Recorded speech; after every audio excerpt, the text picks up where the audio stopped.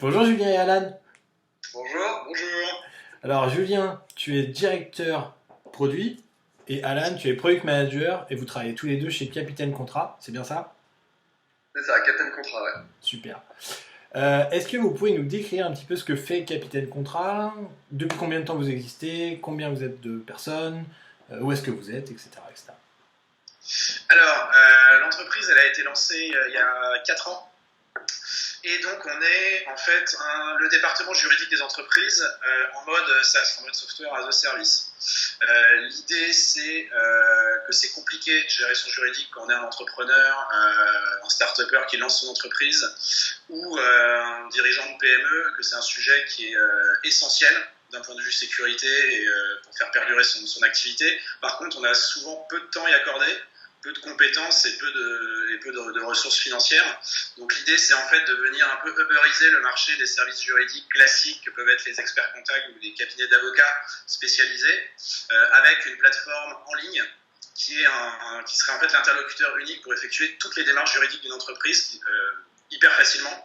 Ok. Avec une ergonomie hyper léchée en fait, en n'employant pas du jargon juridique justement, ce qui est souvent un frein quand même pour se lancer dans ce genre de démarche, en toute sécurité puisque vous êtes accompagné par des experts nous-mêmes, soit en interne, soit dans notre écosystème d'experts juridiques, donc des juristes, des avocats, d'autres personnes qui sont spécialisées dans certaines démarches, et à un prix très compétitif parce qu'on a justement notre techno, l'apport de notre techno et notre plateforme qui nous permet d'économiser énormément et de rationaliser nos coûts, et donc d'offrir ces services à un tarif hyper compétitif par rapport aux acteurs historiques. Ok.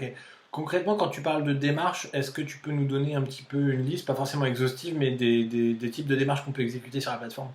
Alors c'est vraiment tout le juridique d'une entreprise, donc ça va de la création d'une entreprise, donc à la rédaction de ses statuts, le choix de sa forme juridique, D'accord. qui peut avoir un impact super important sur la suite de l'avenir de l'entreprise en fonction de ce qu'on va en faire. Ouais. C'est de l'accompagnement de A à Z pour immatriculer son entreprise auprès du greffe et du registre du commerce. C'est de l'approbation annuelle de comptes, c'est la rédaction du premier contrat de travail du premier salarié le jour où on a son premier salarié, avec des clauses qui peuvent être importantes dans des startups où voilà, on va rémunérer avec des BSPCE ou des actions gratuites par exemple, donc ce sont des choses qui sont juridiquement assez complexes en fait, hein, donc beaucoup de gens le font à partir de modèles en ligne mais qui ne correspondent pas forcément en fait à leur problématique particulière.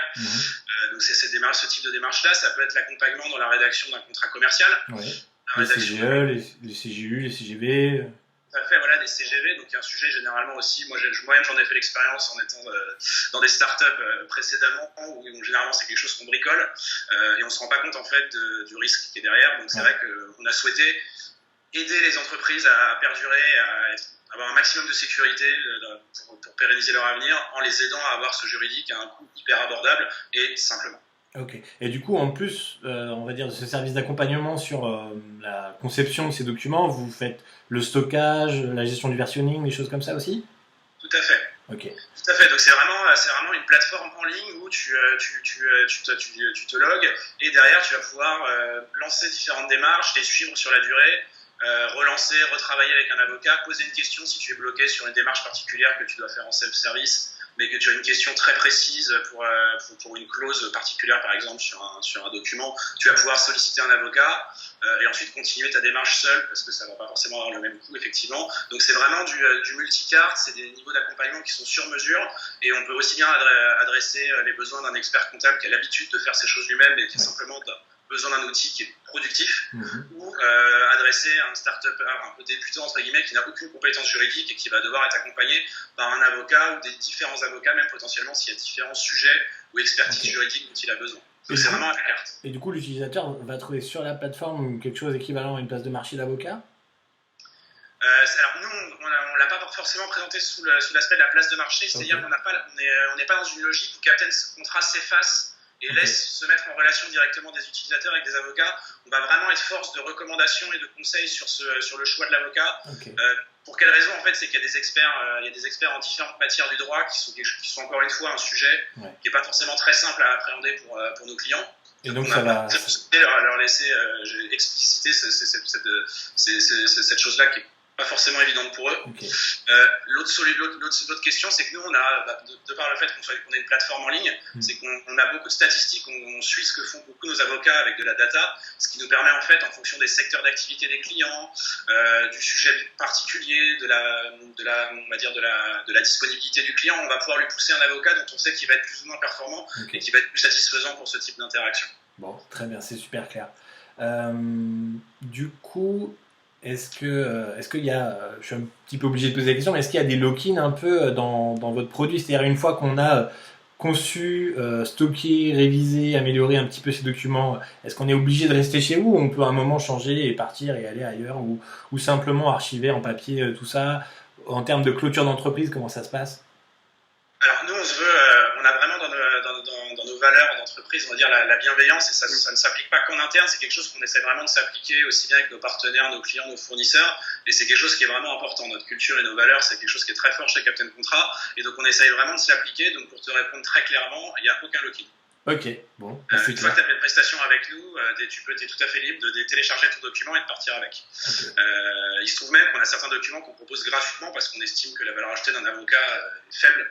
Donc on les propose gratuitement et donc effectivement on laisse les gens partir avec. Nous, notre objectif en tant qu'équipe produit, avec une vision produit, ça va être de ne pas mettre des lock-in qui soient négatifs, qui sont des blocages, mais plutôt de les inciter à rester chez nous parce qu'on va être continuellement force de proposition, parce qu'on facilite le juridique et parce qu'on va être constamment leur suggérer des choses qui sont intéressantes dans cette logique de sécurisation juridique. Ok. Du coup, vous existez depuis 4 ans. Vous êtes combien de personnes à peu près aujourd'hui et vous êtes situé où? Donc là, on a une trentaine de personnes. Donc ça, il faut voir qu'on est dans une phase de croissance assez importante de l'entreprise, puisqu'ils étaient, puisque je n'y étais pas encore, ils étaient 15 au mois de mai 2016. D'accord, ok. Doublé là en moins d'un an. Effectivement. Suite à une levée ou quelque chose de ce goût-là? Ok, d'accord. Du coup, vous êtes situé à Paris? On est à Paris, dans le 2e arrondissement, rue du Sentier, entre la rue du Sentier et la rue Saint-Fiacre, donc là où il y a pas mal de startups. Dans la mafia. Ok, très bien. Est-ce que du coup, vous avez, on va dire, des intentions internationales ou d'abord vous vous stabilisez sur le marché français? Combien vous avez d'utilisateurs au total? J'imagine que votre cible principale, c'est les entrepreneurs ou les, on va dire, les entrepreneurs démarrants ou débutants, à moins que je me trompe. Non, du tout. Depuis 4 ans, on est perçu comme étant principalement un service pour aider les entreprises à créer leur société. Okay. En fait, au-delà de la richesse des services juridiques autres qu'on peut apporter, donc plus de la moitié de notre business, c'est de la création d'entreprise actuellement. Donc on aimerait diversifier ça justement pour pouvoir un peu plus accompagner ces entrepreneurs dans la durée, ce pour l'instant on démarre tout juste. Éventuellement inclure des grands comptes ou des choses comme ça aussi, j'imagine. On est en discussion avec des grands comptes, mais plutôt dans une logique de partenariat techno, de proposer notre technologie en mode marque blanche ou en mode SaaS, instancié un peu différemment, pour de la productivité de département juridique, mais en interne, donc avec une logique un peu différente de ce qu'on propose à nos clients TPE et PME, on va dire. D'accord. Du coup, on va parler de vous un petit peu, tous les deux maintenant, avant de continuer à voir comment vous travaillez chez Capitaine Contrat. Julien, Alan, je ne sais pas qui veut commencer. Est-ce que vous pouvez nous raconter un petit peu votre parcours, à la fois académique et professionnel? Ouais, bien sûr, je vais commencer. Alors, moi je suis tout frais chez Capitaine Contrat, je suis arrivé il y a un peu moins de 3 semaines. Donc c'est pour ça que j'ai laissé beaucoup Julien parler, surtout tout l'aspect présentation d'entreprise, il a une meilleure connaissance que moi. Moi je viens d'une école de commerce. Et du coup, j'ai réalisé différents stages dans des entreprises comme American Express, plus sur du marketing. Et au final, j'ai rejoint donc Viadeo. Et il y a maintenant un peu plus de 2 ans de ça, si je dis pas de bêtises. Et c'est là où j'ai vraiment commencé à toucher à tout ce qui est product management, notamment en compagnie de Julien, qui était en fait à l'époque mon tuteur, mon maître de stage. Et voilà, donc du coup en CDD, également qui s'enchaînait après du coup le stage de fin d'études. Et par la suite je rejoins une autre entreprise donc, qui s'appelle Kiso Digital et qui est la filiale digitale de Keolis, où là j'étais vraiment pleinement product owner, très focusé en tout cas sur tout ce qui est aspect produit et agilité. C'est quand même pour une belle boîte en tout cas pour cette boîte-là, d'être aussi présent sur tout cet aspect de produit-là, c'était très enrichissant pour ma part. Et du coup, j'ai rejoint très récemment Captain Contrat et Julien m'a repris un peu sous son aile pour du coup maintenant une belle aventure, on espère quoi. C'est ça. Je suis allé le chercher chez Kizio Digital quand je suis arrivé. Une fois qu'on a un peu mis en place les sujets produits chez Captain Contract, qu'on a commencé à avoir notre roadmap et avoir les différents sujets qu'on allait devoir attaquer, moi je pouvais pas. Il y a trop de lignes produits différentes, on va dire, chez Captain Contract pour que je puisse gérer ça tout seul très longtemps. Donc j'ai assez rapidement pris la décision de recruter quelqu'un et il se trouve qu'Alan était à l'écoute à ce moment-là. Donc moi c'était super pour moi. On avait travaillé ensemble, on avait été très contents de notre collaboration précédente chez Viadeo, on va en parler juste après 2 minutes. Et du coup, on a continué comme ça, c'est plus facile en plus pour travailler, vu qu'on connaît nos méthodes. On a déjà travaillé ensemble, parce qu'on va en parler, je pense aussi un peu après. Voilà, les méthodologies agiles s'appliquent de différentes façons. Donc c'était assez rassurant de pouvoir compter sur quelqu'un avec qui on a déjà travaillé de manière très opérationnelle en fait. Ok. Ça, c'est vrai que j'imagine que c'est super confortable, que du coup vous êtes agile dans l'agilité, vous arrivez beaucoup plus à reprendre un peu des habitudes, vous avez moins besoin de communiquer, vous vous connaissez déjà, etc. Ça, j'imagine que c'est un gain de temps pas négligeable. Aujourd'hui, vous êtes, donc, vous m'avez dit une trentaine, Capitaine Contrat. Vous êtes 2 sur la partie produit, il y a plus de personnes. Comment sont divisées un petit peu les ressources en termes d'équipe ou de département ? Alors, dans la team produit, on est 3 avec un stagiaire en plus en fait. Donc il y a une 3e personne en fait qui a un poste qui est assez particulier en fait, qui existe que chez Captain Contrat, je pense. Okay. Parce qu'en fait lui il est juriste de formation et donc il est juriste développeur, on appelle ça. Okay. Et donc ça c'est vraiment un job qu'on a inventé chez Captain Contrat. Je pense qu'il doit y en avoir chez Doctrine, mais je suis pas sûr. Et en fait, l'idée pourquoi en fait dans l'équipe produit en fait, c'est que ça découle un peu des produits qu'on veut proposer, de ce qu'on veut proposer à nos clients en fait, c'est pour simplifier le juridique en fait, nos produits et nos interfaces. Comme je te disais, on est dans on essaie de comprendre un peu précisément les besoins de nos utilisateurs, mais avec des termes simples qu'eux comprennent, et à leur proposer pile le degré d'accompagnement qui va leur correspondre, en soutenant la bonne dose d'accompagnement qui va correspondre à leur expertise ou à leurs besoins. Et donc tout ça passe par beaucoup de formulaires et de questionnaires en fait. Et donc on a assez rapidement dans l'entreprise, en fait, dans les premières années, ils ont packagé, ils ont développé en interne un outil et un produit en fait pour créer des questionnaires juridiques avec de la logique, avec une logique assez particulière, et qui nous permet nous derrière de lier ça à des services ou et de générer automatiquement des documents sur la base de templates et de réponses à des questions. Okay. Ce qui nous permet en fait, c'est ce que j'appelle un outil de productivité pour les avocats ou les experts comptables. C'est que eux, pour des statuts d'entreprise, ils vont pas avoir à tout rédiger. Ils vont récupérer un document pré-rédigé à partir des informations données par le client. Et ils n'ont plus qu'à poser des questions précises sur les questions qui ne sont pas répondues ou sur celles qui leur paraissent problématiques potentiellement. Donc, en fait, de concentrer leur temps sur là où ils ont une vraie valeur ajoutée et pas à faire les moines copistes, en fait, tout simplement. Donc, en gros, il y a vous deux, le juriste développeur, d'autres développeurs, et ça fait l'équipe produit. Alors du coup, on est 2 sur les parties produits, on va dire plus conception produit, recueil du besoin, priorisation du backlog, rédaction des spécifications et interaction avec l'équipe de développement. Donc ce qu'on appelle plus le produit classique, on va dire au sens dans une boîte tech classique. Ouais. En plus de ça, on a une partie, dans la partie quand on conçoit des nouveaux produits, des nouvelles offres, il y a toute une partie création de ces questionnaires, test de ces questionnaires, optimisation de ces questionnaires, qui sont gérés donc, par le juriste développeur et son stagiaire. Ok, très bien. Qui est on va dire une partie de la production du produit Captain Contract qui n'est pas fait par une équipe informatique directement, on va dire, mais qui eux-mêmes peuvent créer des fonctionnalités pour packager cet outil. Du coup, le reste des personnes sont sur des fonctions transverses, support client, des choses comme ça, vente. Du coup, on a une équipe de 4 développeurs qui travaillent avec les 2 product managers. Ouais. Et la majorité du reste des effectifs sont en fait sur des effectifs commerciaux et support client, effectivement. Ok, d'accord. La plupart. Ok, très bien. Une des questions que j'aime bien poser aussi, c'est est-ce que vous utilisez votre propre produit au sein de votre boîte ? Est-ce que vous avez vous-même vos contrats, etc. sur votre outil ? Alors tout à fait, il se trouve qu'on a déménagé Captain Contrat il y a 4 mois, on était dans un incubateur et donc le siège social était encore dans l'appartement d'un des 2 fondateurs. D'accord. Et on a déménagé donc dans nos locaux rue Saint-Fiacre, et donc on a commandé notre changement de siège social sur Captain Contrat. Bon. Et donc on a pu faire l'expérience justement, et il nous a dit, donc un des deux fondateurs qui avait pas remis les mains dans le produit depuis quelques mois a eu l'occasion justement de m'abreuver avec pas mal de feedback pour améliorer un des parcours d'achat. Okay, donc c'est effectivement très intéressant et c'est hyper important. Alors, on va peut-être commencer par parler des expressions de besoin. Donc, tu l'as dit, il y a à la fois vous avez une cible d'utilisateurs qui entre guillemets ne connaît pas grand-chose au juridique, au légal, tout ça.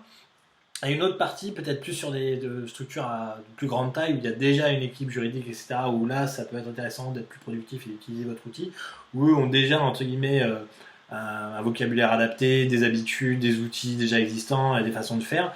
Est-ce que la complexité, c'est pas de très vite se dire, est-ce qu'on va pas faire deux produits, ou d'arriver à faire un produit qui fit les deux, mais avec deux, on va dire, versions différentes? Comment vous appréhendez ça? Est-ce que vous arrivez à, on va dire, recueillir l'ensemble des expressions de besoin en scindant ça? Comment ça se passe concrètement?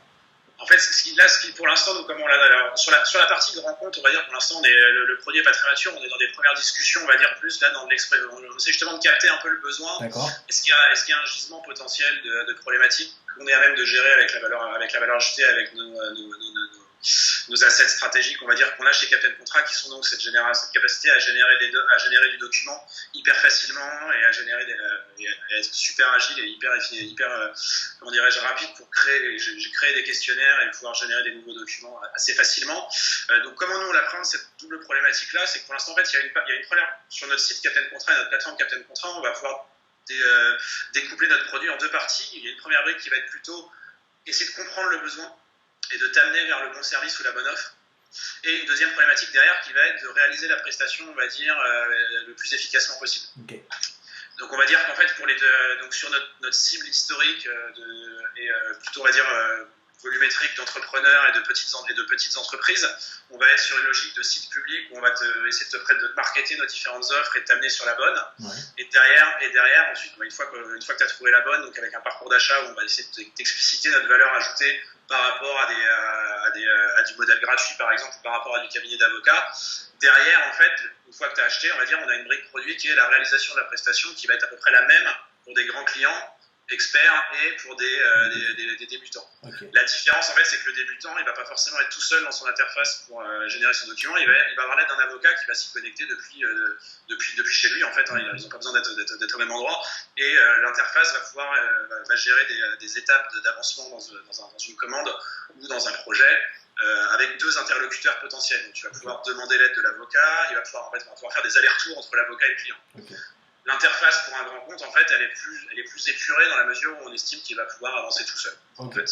Je comprends. Donc c'est comme ça qu'on l'a appréhendé. C'est le degré d'accompagnement qui va varier, en fait. C'est ça. Okay. Tout à fait. Du coup, au niveau du recueil des besoins, aujourd'hui, donc sur la partie grand compte, on a compris que c'était un petit peu en phase amont. Vous les rencontrez, c'est un peu plus moins rapide. Sur la partie déjà existante, c'est principalement, on va dire, le marketing, les ventes, c'est le support, c'est vous-même qui allez rencontrer les clients utilisateurs. Comment ça se passe concrètement pour recueillir un petit peu les besoins? Est-ce que c'est simplement le fruit d'expérience? Est-ce que c'est principalement de la data science? Comment vous faites pour vous dire ah mais là il y a peut-être quelque chose à faire ou à améliorer ou un service à ajouter, à proposer, à améliorer? Alors il y a un peu de tout, hein. Effectivement, quand je suis arrivé, la culture produit dans l'entreprise était assez limitée. En fait, il y avait un des deux cofondateurs en fait assurait cette partie produit tout seul et puis sur seulement une partie de son temps. Donc initialement, c'était surtout, on va dire, de l'ordre de l'intuition des fondateurs et des investisseurs plutôt, ou de discussions plus informelles, mais de manière extrêmement qualitative. Un soir, à une rencontre d'entrepreneurs, on discutait avec une personne et sur la base d'une anecdote, on va décider de mettre en place une fonctionnalité. Ce qu'on a essayé de mettre en place depuis qu'on a monté l'équipe produit, c'est justement de se baser beaucoup plus sur des analyses basées sur nos clients, sur de la data, sur du quanti. Bien évidemment, on a toujours des moments où il y a des gens qui ont une part de voix plus importante. Les fondateurs, par exemple, c'est des gens qu'il faut écouter attentivement. Ils ont une vision, ils ont leur vision, et c'est eux qui ont initié ça et qui sont arrivés au product market fit. Donc c'est quand même qu'ils ont une réelle valeur ajoutée sur leur vision et ce qu'ils peuvent apporter à la roadmap et au futur de ce qu'on veut faire. Par contre, on a essayé de s'outiller avec pas mal d'outils justement pour sortir de la data et de l'analyse, notamment là, de nos parcours d'achat, étape par étape, de voir quand est-ce qu'on perd des gens pour essayer de justement alimenter une roadmap, de voir sur quelle étape il faudrait qu'on retravaille a priori, et beaucoup de discussions avec les clients via l'équipe support. Via les remontées des discussions des commerciaux qui enregistrent directement leurs appels et leurs conclusions d'appels dans un outil qui nous permet, nous, de parcourir tout ça. Et grâce à l'utilisation d'un outil qui est de plus en plus utilisé dans les équipes produits, qui s'appelle Intercom, je suppose que tu connais, qui nous permet, nous également, d'avoir pas mal de feedback, éventuellement de pouvoir discuter direct, de faire du customer development, et d'aller discuter précisément avec un client qui a des choses intéressantes à nous dire ou qui a émis des idées, de le faire parler un peu plus et d'aller mieux comprendre son besoin. Donc, en fait, ce qui est intéressant chez Cadet Contrat, c'est que dans tout le système d'onboarding, donc moi je viens tout juste d'arriver, il y a des petites journées vie ma vie, donc en gros tu vas pendant une demi-journée avec justement l'équipe support, l'équipe sales. Donc là j'ai d'ailleurs réalisé ma vie hier d'un respo support, et c'est là où en tout cas t'es encore lié à la réalité, c'est-à-dire que du coup t'es obligé de répondre à des retours à la fois plus sur des questions juridiques, mais aussi des fois des retours produits. Et c'est ça qui est hyper intéressant, ça nous permet, avec ce petit genre on va dire de cérémonie en interne, là, d'être totalement en phase, en tout cas, avec les retours clients, et pas oublier, en tout cas, d'aller les voir. C'est l'essence même du métier de product manager ou product owner.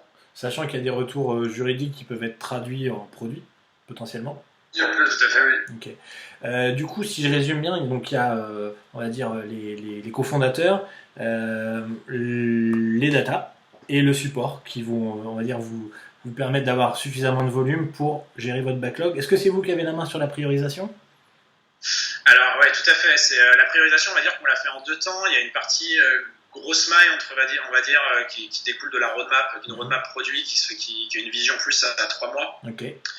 Au-delà de 3 mois, moi j'estime que c'est très compliqué, puis historiquement, de par mes précédentes expériences, j'ai pu constater que ça n'avait pas grand intérêt.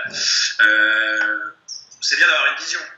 6 mois, 1 an, 3 ans, on a une vision produit qui est claire. Par contre, positionner des projets les uns par rapport aux autres dans le temps, horizon 1 an, ça n'a pas vraiment de sens. En tout cas, au stade où on est de maturité et à la vitesse à laquelle on remet en question nos priorités, on va dire, ça n'a pas vraiment ça n'a pas de sens. Donc, on a cette première phase de priorisation dont découlent, on va dire, les grands projets qui vont se positionner dans le backlog, et avec les retours qu'on a au fur et à mesure sur un projet qui vient d'être sorti en première version, sur lequel on va bien évidemment vouloir itérer en fonction de ses performances.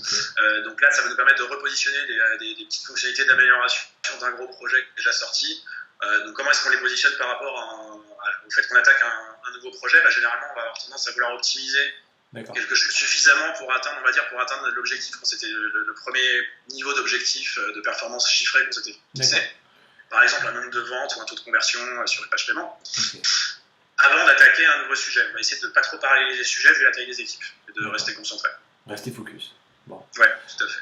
Du coup, une fois que ça c'est dans votre backlog, quelles sont, on va dire, les différentes étapes par lesquelles vous passez avant d'arriver ou en prod définitivement ou éventuellement itérer dessus, etc. Est-ce que vous préparez beaucoup de livrables pour faire la passation à l'équipe de développement? Est-ce que finalement c'est très peu de choses, c'est très clair et ils n'ont pas besoin de beaucoup d'éléments? Est-ce que vous allez carrément jusqu'à la rédaction des tests? Comment ça se passe? Je vais te laisser répondre. Ouais, bien sûr. En même tout ça, en amont, bien évidemment, avant tout ce qui est rédaction des US ou autres, on a souvent besoin aussi de synchroniser avec des équipes comme le marketing. Voilà, on va faire une petite session de design thinking tous ensemble, où on va se dire, ok, pour la prochaine page, comment on la voit, comment on la structure, on va essayer de tout brainstormer avec des petites équipes. Puis, va en sortir plusieurs versions. Voilà, on va pour la suite challenger un peu la totalité, on va faire des petits wireframes ou autres, puis après passer en mode design. Une fois que tout ça a été bien synchronisé, on va travailler avec les équipes et découper ça en plusieurs US si besoin. Je vais te dire, la taille des US, ça va vraiment dépendre effectivement de la fonctionnalité. C'est-à-dire que je prends un exemple là, on est en train de revoir un peu les animations du questionnaire, les enchaînements des questions pour que l'expérience utilisateur soit très fluide. On est obligé d'entrer vraiment dans un détail assez précis, quoi. Ça c'est clair.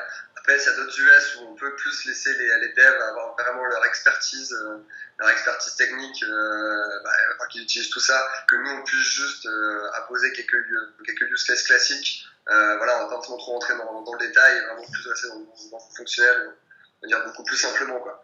Donc voilà en fait comment ça se passe en tout cas avec les devs et en tout cas au sein de Captain Contrat, c'est qu'en fonction du type d'US va driver, on va dire, notre degré de détail sur nos user stories. L'avantage, c'est comme on est une petite équipe, on est encore juste à côté. Donc on s'applique l'agilité jusqu'au bout, c'est-à-dire plutôt que de rédiger des spécifications de 3 pages sans savoir si ça va être utile aux développeurs, on va rédiger quelque chose. Voilà, on a un format quand même minimaliste qui existe. Il y a des règles, on a des règles minimales à fournir. Par contre, on va plutôt avoir tendance à avoir quelque chose d'assez léger dans un premier temps à présenter en sprint planning.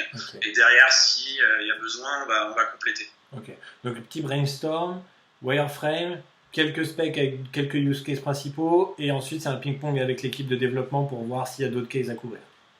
Tout à fait. Ok, très bien. Du coup, après ça part en production, enfin je veux dire en développement. Ensuite, est-ce que vous avez plusieurs niveaux de pré-prod, staging, etc. Est-ce que vous mettez, on va dire, les nouvelles fonctionnalités directement pour tout le monde ou pour une partie des utilisateurs? Comment ça se passe un petit peu à l'accouchement? Alors comment ça se passe? Déjà, pour faire de nos tests, on a une seule plateforme de dev. On va tester effectivement ce qui va se passer. En tout cas, dès qu'on a le go, pour les tests du côté de l'équipe de dev, on va tester de notre côté. Chez Cadet Contrat, il y a également plus d'un point de vue, parce qu'on est quand même très data, très analytics. Donc l'idée, c'est pas de tout pousser d'un coup en production, en tout cas sur certaines fonctionnalités, on va dire critiques. Voilà, si c'est des quick wins, effectivement, pour les pousser très rapidement en prod, ça, il n'y a pas de problème. Par contre, dès qu'on a des grosses fonctionnalités, en tout cas, qui sont un peu plus engageantes, on va dire, on passe beaucoup par de l'A/B test. Ok. On fait beaucoup d'A/B testing, là, notamment sur un des derniers funnels qu'on a mis en place. On réalise justement cet A/B testing et on va comparer effectivement les résultats entre la page 1 et la page 2. Ok. Donc, et du coup, aujourd'hui, vous avez un échantillon d'utilisateurs, puisque vous faites un A/B test, j'imagine que vous ne le faites pas forcément sur tous vos utilisateurs. Vous avez un échantillon représentatif pour tirer des conclusions assez rapidement, et quand je dis rapidement, ça prend combien de temps à peu près? Alors en fait, comme on est quand même sur des sujets B2B, où les volumes ne sont pas non plus énormes, on a du mal à avoir quelque chose qui va être significatif statistiquement, en fait, en se basant sur, par exemple, quelques power users qu'on aurait contacté pour leur faire tester en avant-première. Donc, c'est pas la méthode qu'on a retenue. C'est quelque chose qu'on pouvait faire chez Viadeo, par exemple, sans problème, vu les volumes. Là, c'est plus compliqué, donc on est plutôt dans une logique. Là, on est dans une logique où on fait de l'A versus B à 50-50. D'accord. Donc, on fait un tirage aléatoire entre quelqu'un qui va avoir la version de contrôle qui est existante, qui était ce qu'il y avait d'existant déjà, et la version B qui est le nouveau produit ou la nouvelle feature telle qu'on l'a conçue dernièrement. Et ce qu'on se fixe, c'est au préalable avant de lancer ces A/B tests, c'est qu'on se fixe un objectif. La version B doit à minimum faire tant mieux que la version de contrôle. Et si c'est pas le cas, en fait, on va continuer à itérer sur cette version B avant de l'ouvrir à 100%. Ok. Idéalement, si on pouvait avoir ce genre faire ce genre d'analyse sur des plus petits échantillons, on le ferait, mais c'est vrai que statistiquement parlant, c'est très compliqué pour avoir des résultats significatifs sinon. J'imagine. Et du coup, comme vous l'expliquiez au début, c'est un outil qui est basé sur beaucoup de formulaires, donc du coup beaucoup de possibilités et de compatibilité absolue. Est-ce que vous avez toute une partie de tests automatisés? Est-ce qu'il y a beaucoup de choses qui restent manuelles? Est-ce que c'est un mix des deux? Alors on utilise nos développeurs en fait ils font du test driven development. Okay. Donc ils rédigent d'abord ce qu'on appelle des spécifications techniques qui sont un bout de l'application en fait et qui vont s'exécuter elles-mêmes automatiquement à chaque mise en production, à chaque fois qu'ils vont vouloir fusionner du code de leur machine vers la base de code commune, on va dire, et qui s'exécute systématiquement en fait. Donc ce qui permet en fait de vérifier que tout fonctionne correctement. Dans la grande majorité des cas. Alors, on n'a pas une couverture de test de 100%, c'est un objectif, mais c'est quand même quelque chose qui reste assez théorique, on va dire. Sinon, on y passe énormément de temps et c'est pas justement extrêmement agile. Ouais. Par contre, on s'assure effectivement de la compatibilité avec les navigateurs principaux et on a des alertes sur toutes nos fonctionnalités critiques, tout ce qui touche au paiement ou à une commande pas encore payée. On a des indicateurs de log qui clignotent en rouge dès qu'on a un problème. Ok, très bien. En tout cas, c'est super clair sur tout votre process. Ça a l'air d'être bien rodé.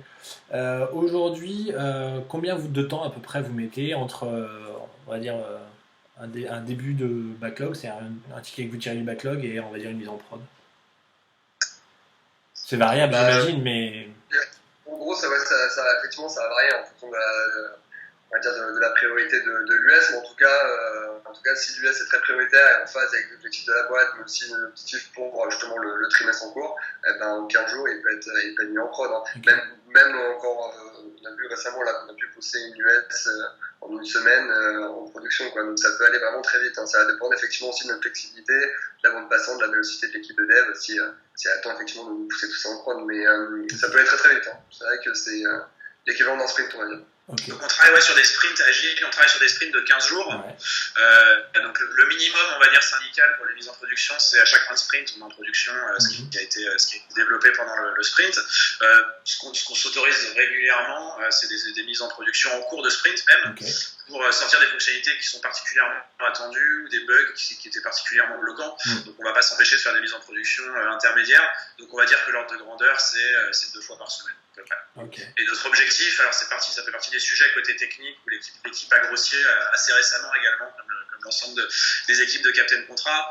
Donc on est un peu sur un plateau, on va dire, en termes de maturité technique de notre plateforme, et là on va devoir aller vers quelque chose qui est de l'intégration plus continue, avoir des cycles de mise en production qui sont potentiellement quotidiens et totalement automatisés.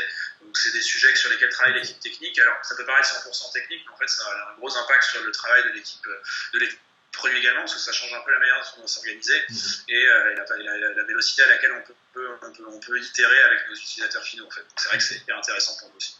Donc justement, j'allais y venir. Aujourd'hui, en dehors de cet aspect, on va dire, d'automatisation et de faire plus avec le même nombre de ressources, quels sont vos plus grands défis aujourd'hui? Qu'est-ce qui vous pose le plus de problèmes, que ce soit côté produit, côté fonctionnel, côté utilisateur? Quels sont les trucs qui sont un peu painful, quoi? Alors, côté produit fonctionnel, on va dire, on a un côté, en fait, on a une offre qui est extrêmement riche, qui n'est pas forcément évidente. Alors, c'est pas forcément extrêmement concret quand on l'explicite. Voilà, on est le département juridique, on fait tout au service juridique. La preuve, c'est que la première question que tu m'as posée, c'était des exemples concrets. Et en fait, donc c'est pas forcément évident de proposer, de nous présenter comme un acteur global, et en même temps de faire comprendre à chacun que son besoin précis, on va pouvoir l'adresser. Donc c'est ce dont je te parlais tout à l'heure quand je disais que la première brique, c'est de t'amener vers la bonne offre ou le bon service qui correspond à ton besoin. C'est quelque chose qui est un vrai défi actuellement, et qui vient aussi de l'historique et de l'évolution de Captain Contrat, qui est parti en ne proposant que de la création. Donc c'était assez simple à comprendre et à expliquer, et qui a ensuite historiquement empilé tous les mois, 2 mois, des nouveaux services sur la base d'opportunités et de discussions, en fait, au fur et à mesure avec des clients et des prospects potentiels, plus que sur la base d'une stratégie, on va dire, souhaité par les dirigeants. Et donc ce qui a donné ce qui a entraîné en fait une perte de lisibilité, je pense, de notre catalogue d'offres. Et donc là on a un vrai sujet, c'est à réussir à nous remarketer, à nous présenter sur la base de ce positionnement tel que je te l'ai explicité au début. Donc si je reformule, en gros les clients qui sont, on va dire, néo-entrepreneurs, finalement vous les prenez par la main, vous les accompagnez, vous leur dites de faire les choses dans tel ordre, et globalement c'est bien rodé. Mais les gens qui sont déjà entrepreneurs, qui ont déjà, on va dire, un existant en termes de contrat, de papier, etc., ceux-là, vous arrivez à les empiler, mais le fait de servir un service aux 2 types de profils, c'est plus ou moins simple, c'est ça? C'est ça, tout à fait. Donc ça, c'est une première partie, et d'un point de vue produit, donc jusqu'à présent, Captain Contrat, pareil, historiquement, c'était surtout pour la création d'entreprise. Donc les gens venaient, créaient leur entreprise et repartaient. Donc c'est de basculer de ce mode-là qui est on est un peu perçu presque comme un site e-commerce, en fait, où je viens pour faire un acte d'achat et je repars. Alors sachant que généralement ils sont très contents, donc c'est pour ça qu'on a l'opportunité de les accompagner sur la durée. Il y a de ça plusieurs mois, et donc c'est de mettre on va dire les bonnes briques produits, les bons jalons produits pour proposer des services qui vont se faire sur la durée et qui vont être efficaces et pertinents pour nos utilisateurs. Donc avec des systèmes d'échéance, donc justement je vais essayer d'avoir des services qui vont être intelligents et qui vont, en fonction par exemple de la date d'embauche d'un salarié, parce qu'on le sait, vont pouvoir proposer à l'entreprise des services supplémentaires ou les continuer à les accompagner. Genre l'entretien annuel, des choses comme ça. Entretien annuel, fin de période, droit à la formation pour continuer à sécuriser le salarié une fois qu'il a passé quelques mois ou années dans l'entreprise, tout ce genre de sujet. Bon, moi je suis ça, c'est des produits. Oui, d'accord. Moi je suis loin d'être juriste, vraiment très loin. Mais je pense que pas mal de monde enfonce sa corde pour dire que le droit français n'est pas que simple. Et du coup, l'avantage de ça, c'est que ça crée des opportunités d'entreprise comme la vôtre, typiquement. Du coup, aujourd'hui, pour pour les startups, je pense à vos clients startups, très vite, un des défis qui arrive, c'est l'internationalisation, c'est-à-dire ouvrir en Espagne, en Angleterre, en Allemagne, etc. Est-ce que c'est quelque chose sur lequel vous proposez déjà des solutions, vous travaillez, ou ça va être plus ou moins compliqué de s'adapter aux lois des différents pays pour proposer votre même service, mais à l'étranger?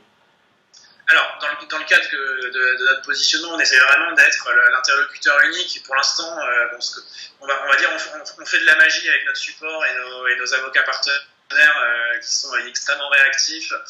Et donc, on va dire au cas par cas, en fait, on va les traiter au cas par cas, ces cas-là. Clairement, pour l'instant, ça ne scale pas du tout d'un point de vue automatisé. Mais on va trouver les solutions. On va trouver les solutions, on va dire, pour ça dans les pays, on va dire de droit latin plutôt, qui ont dans les pays méditerranéens, qui ont un système de droit qui est assez proche du droit français, on va dire. Les pays anglo-saxons, c'est un peu différent parce que c'est un droit qui est basé sur la jurisprudence, c'est pas sur le code. C'est des problématiques et des façons d'appréhender les problématiques juridiques et de faire de la recherche et du conseil qui sont assez différentes. Donc c'est pas forcément, surtout c'est des pays où les legal tech sont assez, où il y a des gros acteurs de la legal tech déjà, notamment aux États-Unis. Donc c'est pas forcément aussi prioritaire. Par contre sur les pays méditerranéens et les pays d'Europe comme l'Espagne, l'Italie, les pays francophones comme la Belgique, c'est un vrai sujet. C'est des choses qui sont déjà à l'étude pour s'internationaliser. Ouais, tout à fait. Ouais, parce que concrètement là, on a effectivement la simple traduction, on va dire, de CGV en anglais, enfin voilà, des petites choses un peu basiques. Et effectivement, pour totalement jouer là-dessus, l'idée c'est de plutôt essayer de se pérenniser sur et de capitaliser sur effectivement les pays cités par Julien. Donc, ce qui est intéressant, c'est que pour l'instant, en fait, c'est plutôt nos clients start-up françaises qu'on a accompagnés dans leur création. Il y a certaines qui sont des vrais success stories et qui souhaitent s'internationaliser. Donc, généralement, nos interlocuteurs pour des prestations à l'international, c'est généralement nos premiers clients start-upers français. Donc, c'est assez rigolo, puisqu'on se retrouve un peu dans la même situation qu'eux, à étudier est-ce qu'on y va. Pas par le fait qu'eux veulent y aller. Donc c'est une mise en abîme assez intéressante, je trouve. Effectivement. Et pourvu que ça dure d'ailleurs. Exactement. Du coup, alors on a vu un petit peu votre process de travail au quotidien, comment vous êtes répartis au niveau des missions, etc. au sein des différentes équipes. Vous avez commencé à parler un petit peu d'outillage, notamment pour la partie intercom. Quels autres outils vous utilisez aujourd'hui pour tout ce qui va être, on va dire, collecte de besoins, concentration, prototype, rédaction, etc., suivi? Qu'est-ce qu'on a? Alors du coup, effectivement, là, on utilise pas mal l'intercom pour tout ce qui est recueil des besoins. Voilà. On a notre équipe support qui n'hésite pas à nous pinguer dès qu'il y a des retours produits assez intéressants de la part de nos users. Pour tout ce qui est wireframe, mockup, etc. Alors c'est pas forcément wireframe, c'est plus effectivement des mockups. On utilise beaucoup Sketch. Voilà, qui est vraiment un outil que moi j'ai découvert en arrivant chez Cadet Contrat et qui est très très puissant, je trouve en tout cas. Sinon, nous en tout cas pour tout ce qui est, on va dire, ticketing, on utilise en fait Zenhub. Donc voilà, donc Zenhub qu'on va toujours plugger sur GitHub et effectivement, alors peut-être que Julien pourra plus en parler de cet outil-là parce qu'il avait utilisé précédemment un autre outil de ticketing Pivotal. Qui s'appelle Pivotal Tracker, on l'utilisait avant. Et au final, ça a tout changé, donc je pense que je vais laisser après le lead à Julien pour parler de ça et pourquoi ce changement. Et voilà, il y a beaucoup de Slack également. C'est vrai qu'ici, là, chez Captain Contrat, il y a énormément de Slack. Typiquement, dès qu'on a des nouvelles interactions avec Intercom, ça passe par Slack, on les voit directement. Dès qu'il y a on passe beaucoup aussi il y a des liens entre Trello et Slack, ce qui fait que dès qu'il y a des personnes côté marketing ou même d'autres, que ce soit les fondateurs, que ce soit les devs ou d'autres, ils peuvent créer en fait tout simplement des cartes sur Trello et automatiquement ça arrive dans un channel qui s'appelle Product Request et on va voir nous directement les demandes en tout cas qui sont réalisées en interne. Donc voilà, donc c'est bien aussi ce côté automatisation en tout cas des différents outils parce que c'est pas souvent évident de s'opérer quand t'as 5, 10 outils. Là, on arrive vraiment à bien gérer, notamment avec Slack, qui est vraiment une référence, en tout cas pour nous. Juste avant de passer à Pivotal, du côté Analytics, du coup, vous utilisez quoi? Plusieurs outils? Alors, côté Analytics, on a Google Analytics de base, on va dire, qui nous permet surtout de regarder pour le trafic et pour la partie amont, on va dire, de découverte des offres, qui se fait vraiment sur du page tracking et du page view assez classique. Dès qu'on va rentrer dans l'application Captain Contrat et dans nos questionnaires, ça va bien évidemment plus bien fonctionner du tout, parce que ça se base pas du tout sur des page view. on va dire la logique métier et les événements qui vont avoir du sens pour nous à suivre, ils vont être générés côté serveur en fait. Okay. C'est plus compliqué d'utiliser des outils comme Google Analytics pour ça. Et donc on a un outil qui s'appelle Mixpanel, donc qui est pas mal utilisé dans les équipes produits maintenant pour faire du funnel analysis et voir les utilisateurs avancer avec des étapes et qui clique à quelle étape et pouvoir suivre ça. Et surtout en fait on utilise un outil que j'aime beaucoup, qui s'appelle Segment. Okay. Un outil qui nous permet en fait, qui est en fait une librairie de code qui peut s'utiliser en fait, qui est à disposition de nos équipes de développement pour envoyer des événements métiers depuis notre code ou depuis nos pages vers cet outil qui s'appelle Segment, qui va centraliser tous ces événements, donc qui peuvent venir de notre site, de nos bases de données, d'autres outils externes qu'on peut interfacer avec, qui nous permet d'avoir une base centralisée avec tous nos événements métiers qui vont avoir du sens pour nous. Donc par exemple en sign-up, quelqu'un qui démarre une commande, quelqu'un qui fait un paiement échoué, voilà, il y en a plein d'autres. L'idée étant de les centraliser dans une base, dans ce qu'on appelle un data warehouse, donc qui est quelque part dans le cloud Amazon Web Service, et qui n'est pas corrélé du tout avec notre architecture de production ou nos bases de données propres à nous, ce qui nous permet, nous, tranquillement, en tant que product guy, que marketing guys and girls, d'aller le requêter, on va dire, même en faisant de la requête SQL directement pour ceux qui savent faire, sans risquer de mettre à mal notre performance et notre site de production. Okay. Et en ayant de la donnée qui soit vraiment nettoyée et qui soit stockée là dans le seul but d'en faire de l'analyse et de la statistique. Okay. Donc ça, c'est vraiment l'outil que j'ai découvert en arrivant chez Captain Contrat et qui nous sauve un peu la vie, puisque nos KPIs, nos métriques principales qui nous servent à faire nos analyses au produit et au marketing sont pas hyper basiques et sont pas très classiques et sont pas du tout faciles à sortir avec des outils d'analytics classiques. Du coup, vous avez un niveau, j'imagine, peut-être avancé. Par exemple, dans le cas d'un remplissage de formulaire, vous faites de l'event champ par champ, des choses comme ça? Tout à fait. Ok, donc effectivement, plus il y a de formulaires, plus il y a de champs, plus il y a de champs, plus il y a de data. C'est ça. Ça doit être quelque chose. Et du coup, ce passage du coup, de Pivotal à Zen, comment et pourquoi? Alors pourquoi donc moi je suis arrivé, il y avait Pivotal qui existait et tout ce qui était gestion du code était dans GitHub. D'accord. Donc en fait c'était deux outils. Comme Alan en parlait juste avant, on a beaucoup d'outils, ça se fait de plus en plus dans les startups. De toute façon, c'est les briques qui sont pas cœur sur ton activité. Je pense par exemple à ton CRM, tu n'as quand même pas grand intérêt à le développer toi-même et à plutôt utiliser une brique externe. Là c'est un peu donc là, face à cette multiplication d'outils, on essaie quand même d'être raisonnable.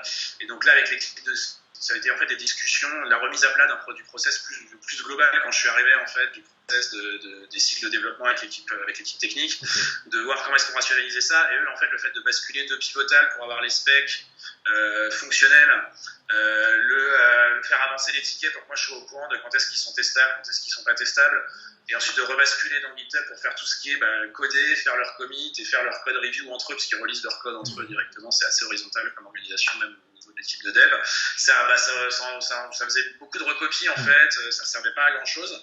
Et donc on a fait un peu de benchmark et on a trouvé qu'il y avait des extensions de navigateurs qui permettaient le seul intérêt de Pivotal était de pouvoir avoir des boards agiles en fait. Donc avec des colonnes dans lesquelles on peut faire en drag and drop glisser des tâches, ce qui n'existe pas sur GitHub par défaut en fait en version initiale, et ce qui nous embêtait un peu et de pouvoir faire le suivi de la vélocité qui va avec. Donc c'était principalement la raison d'utilisation de Pivotal, et quand on a trouvé une extension GitHub qui permettait de faire ça, on a rebasculé dessus parce que ça nous permet d'avoir qu'un seul outil pour l'équipe produit et technique. Par contre, pourquoi est-ce qu'on a Trello en plus de GitHub, les ANUB? C'est que moi, ce qu'on n'a pas souhaité par contre, c'est que tout ce qui est demande de fonctionnalités futures, feedback utilisateur, etc., on ne veut pas que ça se soit partagé avec des demandes, des issues GitHub qui sont des choses qui sont vraiment avérées, dont on est certain qu'on va développer relativement rapidement. Le but, c'est pas de polluer, tout simplement. De ne pas faire de bruit pour l'équipe technique. Ok, très bien, c'est très clair. C'est un cas auquel j'ai été confronté et c'est des choix inverses qui ont été faits et je pense que votre choix est bon. C'est pas encore, parce que c'est récent, mais en tout cas, il me paraît plutôt simple et sain. Et par contre, du coup, dans Trello, vous avez quelque chose qui s'apparente plus à un backlog. Du coup, vous discutez un petit peu de qu'est-ce que vous allez faire en premier, etc. avant de les passer dans Zen, c'est ça? Alors dans Trello, en fait, on a en gros pour tout ce qui va être cycle produit, on va avoir deux Trello qui vont nous servir principalement. On a une roadmap produit qui est plus qu'on maintient jour au produit et qui est on va dire un outil de discussion avec le board et les fondateurs. Okay. Donc qui va être mis à jour, on va dire, tous les 2 mois à peu près, et qui va dont on va servir de tout ce dont on parlait tout à l'heure, de tous les endroits où on peut récolter du feedback pour le construire, mais on va dire en interne au produit. Okay. Et on a un deuxième board qui va être plus là, un board qui va être du crowd sourcing interne de demandes de fonctionnalités ou de petites améliorations. Donc c'est là où toute personne qui travaille chez Captain Contrat peut faire une demande. Qui peut être de l'ordre du bug, c'est plutôt là c'est que j'ai un problème, ou dire une suggestion d'amélioration. Donc là, j'étais en train de faire ça sur le site, et j'ai discuté avec quelqu'un qui faisait ça, il m'a dit ça, donc c'est pouvoir stocker toutes ces anecdotes. Donc on a mis en place des systèmes où les gens peuvent voter sur des tickets pour que moi, pour m'aider un peu à prioriser, on va dire, que je me rende compte de qui en interne trouve sa pertinence. Il n'y a qu'une seule personne, je ne vais pas forcément regarder tout de suite, on va dire, parce que sinon ça prend beaucoup de temps quand même. Quand on commence à être 30, il y a l'idée, il y a du brain, donc ça en fait. Effectivement, j'imagine. Donc ces idées, et ça c'est des choses c'est ce que je disais tout à l'heure, quand on positionne sur notre backlog avec l'équipe technique, on va positionner des gros sujets roadmap et on va essayer de faire rentrer des petits sujets, des quick wins quand on estime qu'ils sont pertinents ou qui sont impactants. Ok, alors un des points qui revient souvent, c'est le devoir de dire non de temps à autre. Est-ce que ça vous arrive ? Ah oui. Très régulièrement en fait. Alors c'est pas forcément un non franc et massif, on va dire, mais les idées qui sont mises sur ce board très long, on va dire, de demandes faites par l'ensemble de la boîte à l'équipe produit, c'est assez rare qu'il y ait des non francs et massifs. Ce qui arrive plus souvent en fait, c'est lié à un projet roadmap et on se reposera la question à ce moment-là. Et donc là, c'est vrai que la souplesse de Trello est intéressante parce que tu peux référencer une carte d'un board comme étant une checklist sur un autre board, etc. Et c'est là où moi je suis effectivement enchanté un peu plus chaque jour par cet outil quand je vois que ça se passe très bien et on arrive du coup à laisser des choses. On les met en fait dans une sandbox temporaire et on les réadresse, on les remet en tant que suggestion quand on va faire un kick-off d'un projet et qu'on va se voir tous ensemble pour réfléchir à c'est quoi maintenant concrètement qu'est-ce qu'on fait dans le cadre de ce projet. Donc c'est des choses qui vont nous alimenter à ce moment-là, mais donc c'est pas forcément au moment où c'est suggéré. Donc j'ai plus géré cette problématique d'attente qui peut parfois être très longue et voilà, c'est faire comprendre aux gens en interne la frustration liée au fait que tu vas pas forcément avoir une date d'échéance pour ta demande. Okay. Après, ce qui est aussi intéressant chez Captain, c'est que Captain Contrat, c'est que tous les objectifs sont clairement exprimés et communiqués, vraiment auprès de tous et tout le monde est au courant de tout. Donc en fait, j'ai l'impression que la frustration, en tout cas pour les premières semaines que j'ai pu faire ici, j'ai l'impression qu'en tout cas il y a quand même peu de frustration parce que c'est pas forcément compliqué de dire écoutez, ça on comprend très bien que c'est top. Par contre, là nous on a le projet, effectivement, comme disait Julien, on a ce sujet-là sur notre roadmap qui est en lien avec les objectifs de la boîte. Donc au final, ils comprennent très bien que ça pourrait passer. Si c'est pas forcément un quick win ou quelque chose qui coûte peu cher d'un point de vue technique, en tout cas implémenté, ils comprennent assez facilement en tout cas que ça peut être dépriorisé, mais qu'on prendra le besoin en compte plus tard. En fait, on a un travail qui n'est pas spécifique, on a quelque chose qui n'est pas spécifique au produit, mais qui en tout cas nous arrange bien dans le cadre de la priorisation et d'être transparent sur notre priorisation, c'est qu'on a des objectifs chiffrés par pôle et même au niveau global de la boîte qui sont extrêmement clairs et qui sont priorisés les uns par rapport aux autres. Donc ça, c'est un travail donc les objectifs sont chiffrés et transparents un peu pour tout le monde. Est-ce que du coup, côté on va dire, analyse et métrique, c'est aussi affiché, dire voilà, ça c'est l'objectif, mais on en est là, ou est-ce que c'est seulement accessible à des personnes dans la boîte ? Tout le monde peut voir ça en fait. C'est vraiment tout le monde peut accéder à cette info, c'est reporté tous les mois et toutes les semaines et tout le monde peut le suivre. Et on invite tout le monde à le suivre parce que en tout cas, on estime que c'est une façon intéressante de motiver tout le monde et que les personnes soient autonomes sur la priorité de leur sujet. Et puis ça a l'air de marcher puisqu'au niveau co-conception et co-innovation, tout le monde a l'air de mettre de l'eau au moulin, donc ça a l'air de... la main à la pâte, c'est super, ça c'est vraiment une dynamique qu'on a essayé d'imputer moi quand je suis arrivé en septembre et c'est quelque chose qui commence à porter ses fruits. On est vraiment très content de pouvoir travailler comme ça, c'est vrai que c'est un plaisir. Voilà, super. Donc du coup ça c'est pour l'interne. Est-ce que ça vous arrive aussi d'aller voir un petit peu, j'imagine, ce que fait la concurrence, mais aussi des gens sur d'autres secteurs, d'autres marchés, pour voir si fonctionnellement il y a des choses intéressantes à apporter dans le produit, et comment vous faites? Est-ce que c'est des rencontres informelles? Est-ce que c'est de la navigation sur internet? Est-ce que c'est des conférences? Alors là, nous en tout cas, on reste pas juste cantonné au secteur des légatech. Hein.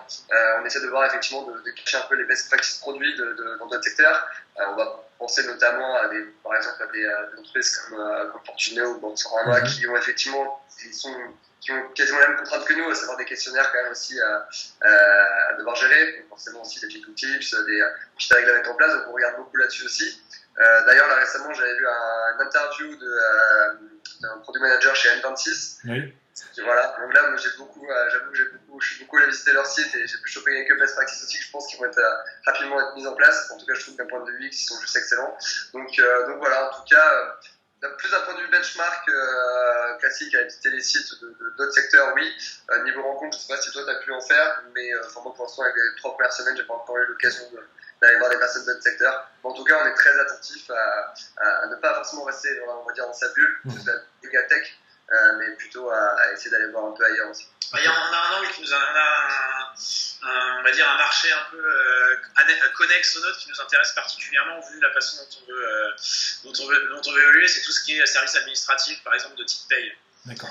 Qui sont perçus comme des choses complexes, qui prennent du temps, et on a des confrères, on va dire, start-upers parisiens qui sont pas très loin sur ces sujets-là, qui ont réussi à pas mal craquer ces sujets, et donc c'est vrai qu'on est assez attentifs, on discute pas mal avec eux, parce que c'est intéressant, là où nous, on est pour l'instant perçus sur très one-shot, et eux, ils sont vraiment tout de suite, ils ont lancé un produit qui a été perçu dans l'accompagnement vraiment, alors qui était initialement un choix chez Captain Contrat, mais maintenant qu'on veut aller dans cette direction, on a plein de bonnes pratiques et plein d'idées à aller chercher chez eux. Bah alors pour tout vous dire, Julien et Alan, c'est des gens que j'ai pas réussi à avoir en vidéo. Par contre, il y a un concurrent nantais qui va bientôt être diffusé, donc vous aurez l'occasion de le voir. Voilà. Super intéressant, on regardera ça avec attention alors. Ça marche. Comment vous voyez l'avenir des métiers produits, que ce soit product owner, product manager, direction produit? Est-ce que c'est des choses qui vont avoir tendance à exister de plus en plus, de moins en moins, à englober de plus en plus de compétences, ou finalement être le plus généraliste et commun possible? Comment vous voyez ça? L'impression que j'ai, moi, c'est en fait, c'est la culture, le post-produit. Moi, je vais faire un vieux con. Mais quand j'ai commencé à bosser, en fait, moi, je me suis rendu compte que je faisais du produit en cours de route. En fait, j'étais dans une petite start-up et j'avais un job qui me paraissait être assez faire le grand écart entre différents postes, différents pôles de l'entreprise. Et je me suis rendu compte en documentant, en renseignant un peu sur Internet et sur ce qui se faisait, notamment aux États-Unis, dans le monde des startups en Californie, que c'était un poste de product manager. Donc ça, c'était très bien. Et moi, l'impression que j'ai depuis 8 ans, c'est que c'est un poste qui est en train de se retrouver au centre des organisations, y compris en France, et que c'est en train de devenir de plus en plus central. C'est-à-dire que là, la culture, produit, la façon de fonctionner, de prioriser, de mettre l'utilisateur au centre de la décision, etc., c'est quelque chose qui est en train de se retrouver au niveau même organisation global d'une entreprise et pas spécifiquement dans un département produit. Donc moi, l'impression que j'ai, c'est qu'au niveau global d'une boîte, on va venir probablement dans un futur relativement proche caler une organisation au niveau d'une entreprise dans son ensemble qui ressemble à une organisation produit tech actuellement dans des équipes, dans des boîtes logicielles ou start-up. Okay. Donc moi, c'est un peu l'impression que j'ai. Après, sur le poste, plus le product manager en lui-même, qu'est-ce qu'il va devenir? Moi, j'ai l'impression que ça va fuir. C'est pareil, je peux ne pas être d'accord, mais moi j'ai l'impression que c'est en train de se collisionner assez fort avec un UX, avec un UX designer assez senior qui aurait un peu une compétence un peu plus business et qui arrivera à appréhender, on va dire, un peu toutes les problématiques de l'utilisateur. Donc moi j'ai l'impression que c'est pareil en lisant pas mal de sites de pointe sur ces sujets aux États-Unis et dans le monde des startups américaines. On a l'impression, j'ai lu beaucoup de choses sur quelles sont les compétences et quelle est la réalité du travail d'un UX designer moderne. Et je voyais toutes les bullet points que moi je voyais pour les product managers 3 ou 4 ans avant. Donc j'ai l'impression que c'est des postes qui vont fusionner ou qui vont. Il y en a un qui va uberiser l'autre assez rapidement, j'ai l'impression. Okay. De là à ce qu'on ait des manifs de directeurs de l'UX dans les rues de Paris, ça va être terrible. Je pense que c'est plus les UX qui vont remplacer les products. Mais donc moi ce que je dis quand je croise des gens qui font du produit ou qui veulent en faire, c'est de se renforcer sur la partie UX et sur la partie UX surtout. Okay. Ouais, d'un point de vue compétences, déjà sur le produit dans une entreprise, je vois totalement Julien, je suis totalement en phase là-dessus. Pour les compétences UX UI, c'est exactement la même chose. Il y a aussi ce côté data analyst, effectivement, où là, c'est de plus en plus, c'est indispensable, c'est-à-dire que d'un point de vue quali, on arrive à avoir très rapidement des verbatims avec des clients. Par contre, j'ai pas l'impression que des fois tout ce qui est KPI c'est véritablement suivi par tout ce qui est product manager, product owner. J'ai pu le voir dans mes expériences précédentes, un film sur tel. J'ai que 2 ans d'expérience, un peu plus de 2 ans d'expérience dans le product management pour parler de Julien, c'est vrai que ça fait light. Mais il n'y avait pas forcément tout cet environnement KPI qui était forcément suivi par ces personnes-là. Donc data analyst pour moi, on va essayer de pousser en tout cas un peu plus cette partie. Et voilà, UX UI pleinement. Okay. Je le vois tous les jours, c'est clair, on a besoin.